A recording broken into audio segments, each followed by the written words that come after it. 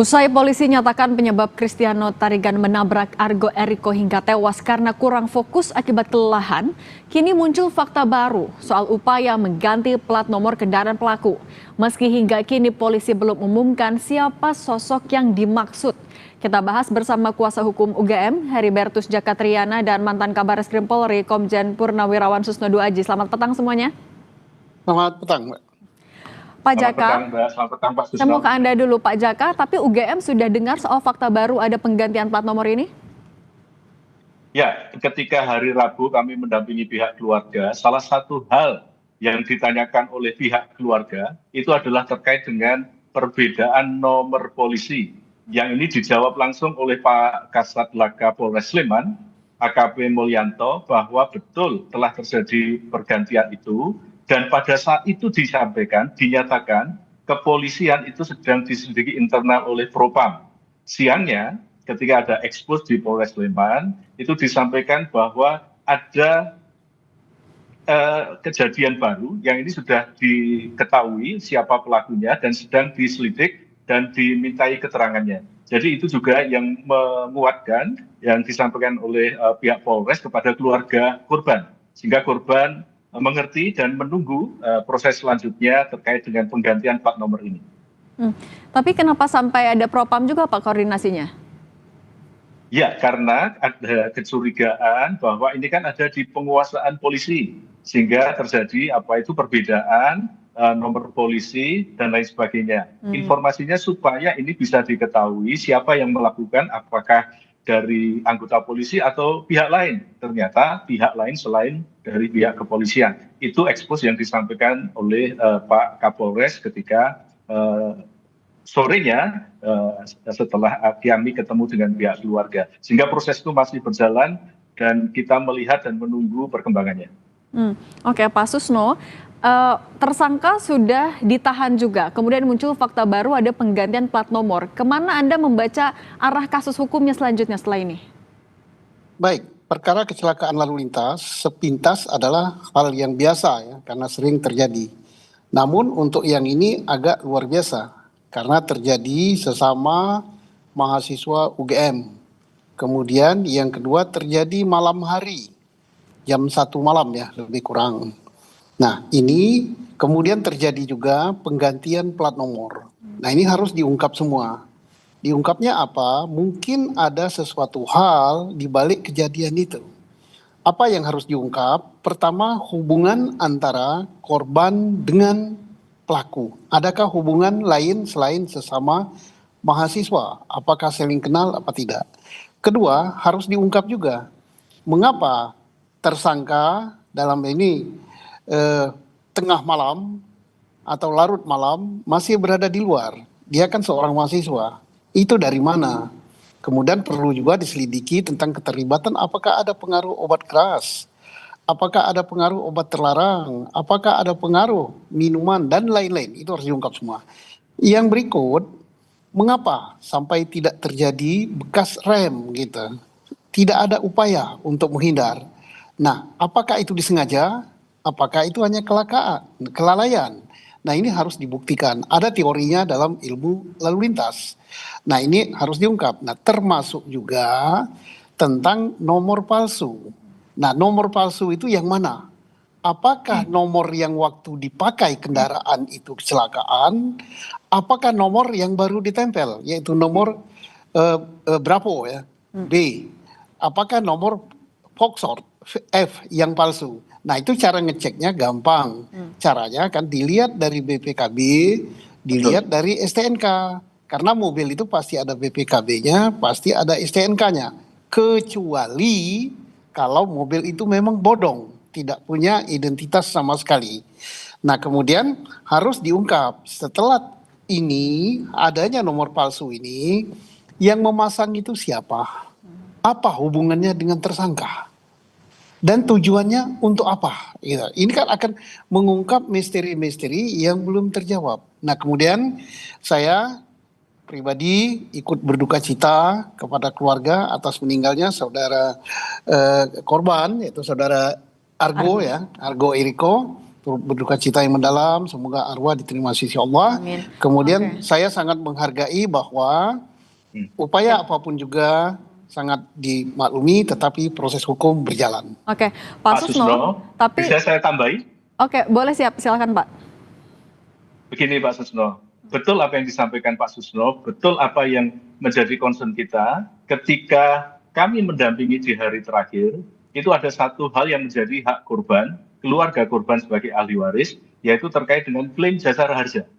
Ya, nah klaim jasa raharja itu bisa diklaim dan diberikan hak kepada korban ahli waris ketika alat yang dipakai, kendaraan yang dipakai itu sama-sama satu asli. Mohon maaf Pak Susno, nanti tolong saya dibenarkan. Nomornya sama, dalam artian ada nomor polisi, STNK, BPKB, mobil dan juga motornya itu sama. Sehingga pihak jasa raharja kemarin itu langsung mengeksekusi melaksanakan pemenuhan hak-hak dari almarhum, sehingga yang kami rasakan kemarin yang dipakai itu adalah yang B sekian. Sehingga hak-hak korban itu terpenuhi. Perkara pada saat kejadian itu nomornya F, nah ini kami percayakan penyelidikan dan juga pengungkapan ini menjadi wewenang kepolisian untuk meng-cross check hal ini. Oke, Pak Susno, saya juga mau tanya nih, menyambung. Kalau ada perubahan plat nomor di mobil yang menjadi alat bukti kecelakaan, biasanya perubahan plat nomor itu dilakukan oleh pihak yang terkait dengan pelaku, atau justru bisa jadi ada pihak-pihak lain juga yang harus diperiksa? Nah, itu pasti terkait dengan pelaku ya. Pelaku dalam hal ini adalah pengendara pada waktu saat kecelakaan. Atau ada orang lain yang memang berkepentingan dengan perkara ini. Jadi buat apa dia mengganti itu kalau plat nomornya pada waktu kejadian adalah asli. Atau sebelum peristiwa kecelakaan ada peristiwa lain yang terjadi gitu. Tapi bukan kecelakaan ya. Ada peristiwa pidana lain yang terjadi. Nah, inilah yang harus diungkap oleh Polres Sleman. Tentunya polisi lalu lintas menyelidiki masalah murni kecelakaan ANSE-nya.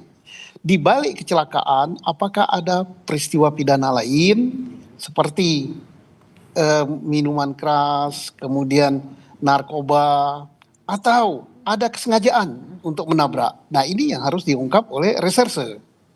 Ini. Nah, kemudian satu lagi tadi sangat menarik informasi Pak Jaka. Jadi syukur ya kalau asuransinya sudah keluar, dan saya harap pihak asuransi harus memikirkan korban gitu. Korban sudah terjadi tentang adanya perubahan nomor dan sebagainya, jangan membatalkan masalah asuransi itu. Itu harus dibebankan kalau terjadi sesuatu kesalahan, bebankan para pengemudi, jangan menghilangkan hak-hak dari korban. Oke, Pak Jaka. Yang sudah kita lakukan dan kita bantu.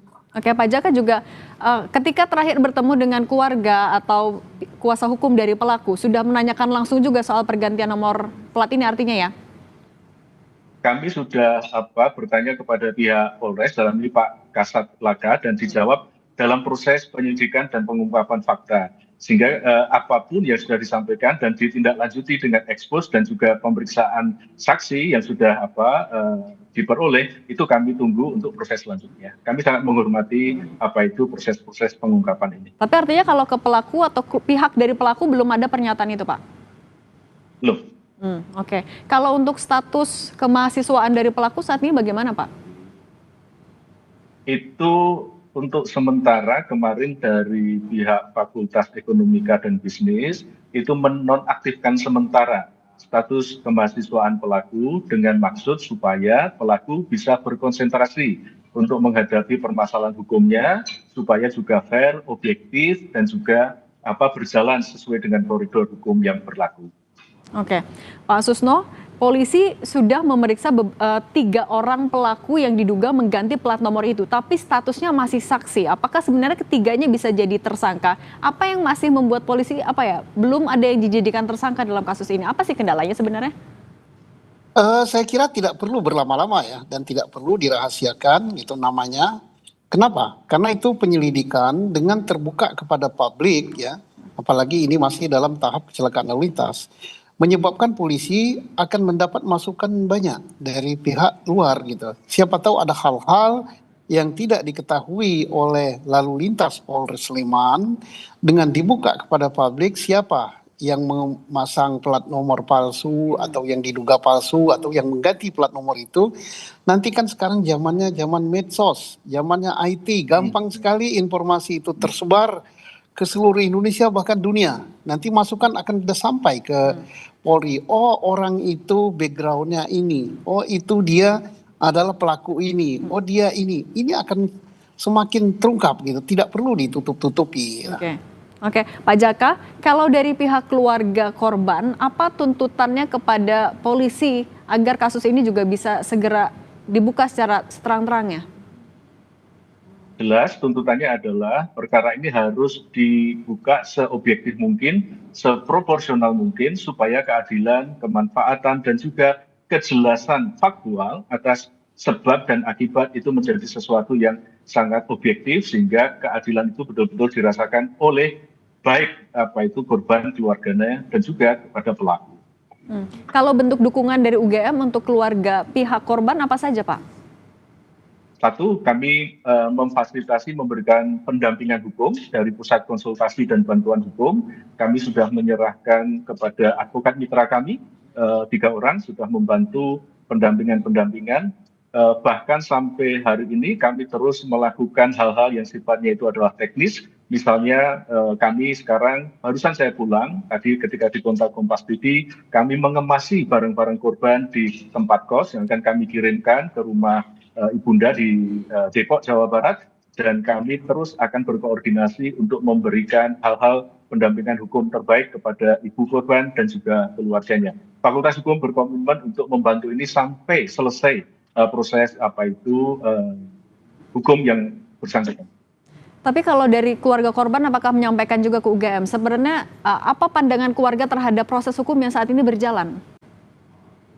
Pandangannya adalah kemarin ketika kami bertemu ada banyak hal yang ingin diklarifikasi dan dikonfirmasi, dan itu sudah dilakukan. Keluarga pada intinya mengerti, memahami, dan sangat menghormati proses hukum yang berjalan, dan dengan harapan semoga kasus ini bisa terungkap secara objektif, fair, dan juga sesuai dengan keadilan untuk korban dan keluarganya.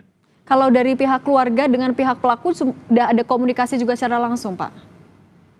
Secara langsung kemarin ketika akan kembali keluar dari PKBH, pihak keluarga ingin bersilaturahmi dan memohon maaf, meminta maaf terkait dengan kejadian ini sebagai sebuah itikat baik yang sangat diapresiasi oleh pihak keluarga korban. Namun demikian, ibunda korban kita bisa memahami situasi psikologisnya belum stabil, belum mampu, sehingga harus kita hormati dan kita jadikan ini sebagai sebuah momentum untuk cooling down terlebih dahulu. Semoga kelak di suatu saat permohonan maaf ketemu ini akan menjadi hal yang niscaya bisa dilakukan dari sisi kemanusiaan dari kejadian ini tanpa memindahkan mengesampingkan proses hukum yang sedang berjalan. Pak Jaka, juga ketika kemarin hari Rabu ya bertemu dengan polisi untuk identitas 3 orang yang mengganti plat nomor ini, apakah disampaikan secara gamblang identitasnya? Oh tidak, belum. Karena pada waktu itu kan pagi sampai siang kami bertanya terkait dengan penggantian itu dan dijawab bahwa sedang dilakukan upaya penyelidikan oleh internal di Polri, oleh Propam, dan juga rentetan itu kan